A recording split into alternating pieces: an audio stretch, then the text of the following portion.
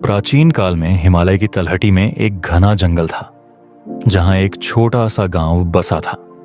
इस गांव के पास एक रहस्यमयी तालाब था जिसके बारे में कहा जाता था कि इसमें जादुई शक्तियां हैं। तालाब के किनारे एक पुराना मंदिर था जहां एक कपटी पुजारी महादेव रहता था। महादेव ने अपनी जादुई शक्तियों से एक सुंदर युवती काव्या को अपने वश में कर रखा था। उसके पास 2 जादुई मटके थे। बाएं मटके का पानी काव्या को एक चिद्दिया में बदल देता और दाएं मटके का पानी उसे वापस उसकी असली सुंदर कन्या के रूप में लौटा देता। हर सुबह जब महादेव अपने तांत्रिक कार्यों के लिए जंगल में जाता, वह काव्या पर बाएं मटके का पानी छिड़क कर उसे चिद्दिया बना देता। रात को लौटने पर वह दाएं मटके का पानी छिड़क कर उसे फिर से कन्या बना लेता और उसका दुरुपयोग करता। काव्या इस क्रूरता से त्रस्त थी, पर वे भागने की हिम्मत नहीं जुटा पाती थी। अगर वह चिद्दिया के रूप में भागती तो हमेशा के लिए चिद्दिया ही रह जाती।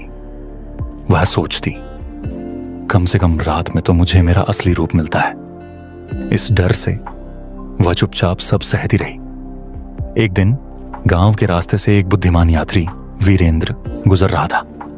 वह एक दयालु और चतुर व्यक्ति था जो अन्याय को देखकर चुप नहीं रह सकता था। प्यास लगने पर वह तालाब के किनारे रुका। वहां उसने एक छोटी सी चिद्दिया पेदीच की डाल पर बेतहाशा चहचहाते देखा। पहले तो उसने इसे साधारण चिद्दिया समझा, लेकिन उसकी आंखों में एक अजीब सी उदासी और बेचैनी थी, जैसे वह कुछ कहना चाहती हो। वीरेंद्र को संदेह हुआ। उसने सोचा, इस जंगल में कुछ रहस्य है। वीरेंद्र ने उसी रात तालाब के पास छिपकर नजर रखने का फैसला किया। उसने अपने घुड्डे को पास के झादियों में बांधा और एक पेड्डी आंच की आड़े आंच में छिप गया। शाम ढलते ही महादेव मंदिर लौटा। उसने चिद्दिया को इशारा किया और वह तुरंत उसके पास उड़ेच कर आई। महादेव ने दाएं मटके से पानी निकाला और चिद्दिया पर छिड़का।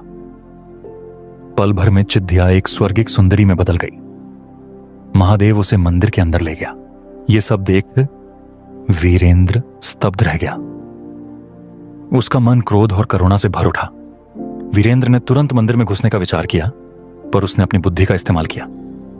उसने सोचा, यदि मैं अभी गया तो शायद काव्या को और खतरे में डाल दूं। मुझे कोई चतुर योजना बनानी होगी।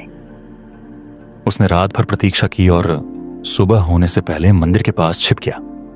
जैसे ही महादेव ने काव्या को चिद्दिया बनाकर जंगल की ओर प्रस्थान किया, वीरेंद्र चुपके से मंदिर में घुसा।